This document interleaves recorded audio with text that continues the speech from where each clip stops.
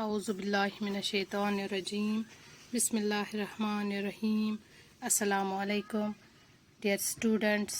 As you know that we are reading a short story from class 7th English Tulip series, and the story is 3 questions by Leo Tolstoy.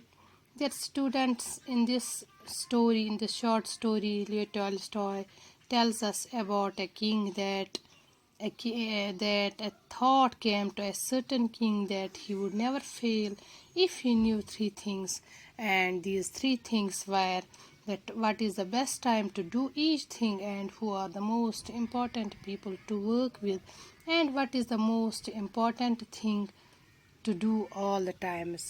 So the king sent his messengers throughout his kingdom. Many educated men, many educated people attempted to answer the king's question, but they all came up with different answers. So the king decided to seek the advice of a hermit who was known for his wisdom. Now let's read the remaining part of this story. Remember then, there is only one time that is important, and that time is now. It is the most important time because it is the only time we have any power to act. تو جب بادشاہ سنیاسی کے پاس گیا تو اس نے وہاں پہ سنیاسی کی مدد کی، اور وہاں پہ ایک زخمی آدمی آیا اور اس نے پٹی کی، مرہم کی، اس کی دیکھ بھال کی. تو جب اس نے وہاں سے جانا چاہا، راجا نے جانا چاہا، تو اس نے آخری بار سنیاسی سے پوچھا کہ اب آپ مجھے میرے سوالوں کا جواب دیجئے. تو سنیاسی نے واپس جواب دیا کہ آپ کے سوالوں کے جواب پہلے ہی دیے جا چکے ہیں، کیونکہ جب آپ میرے پاس آئے، آپ نے میری مدد کی، میرے بڑھاپے، میری کمزوری پہ جب آپ کو رحم آیا، تو آپ نے میرے لیے ان کیاریوں کی کھدائی کی. تو وہ سب سے اہم وقت تھا آپ کے لیے، کیونکہ اگر آپ یہاں سے چل دیے ہوتے تب وہ آدمی جو تھا وہ آپ پر وہ آپ پہ حملہ کرتا، اور تب آپ یہ خواہش کرتے، تب آپ کو یہ آرزو کرنی تھی کہ کاش آپ میرے پاس رک گئے ہوتے. اس لیے وہ سب سے اہم وقت تھا آپ کے لیے. اور جب آپ میرے بدلے، جب آپ نے میرے ہاتھ سے کدال چھینی اور آپ کیاریوں کی کھدائی کر رہے تھے، تو میں سب سے اہم آدمی تھا اس وقت آپ کے لیے، کیونکہ میری بھلائی کرنا آپ کا سب سے اہم کام تھا. بعد میں جب وہ آدمی آیا، وہ زخمی آدمی آیا، سب سے اہم وقت وہ تھا جب آپ اس کی خدمت کر رہے تھے، کیونکہ اگر آپ اس کے زخموں کی پٹی نہ کرتے تو وہ آدمی جو تھا وہ آپ کے ساتھ صلح کیے بنا ہی مر جاتا. اس لیے وہ سب سے اہم انسان تھا آپ کے لیے، اور جو کچھ آپ نے اس کے ساتھ کیا، اچھا برتاؤ کیا، اس کی دیکھ بھال کی، اس کو پانی پلایا، اس کے زخموں کی پٹی کی، تو وہ سب سے اہم کام تھا آپ کے لیے.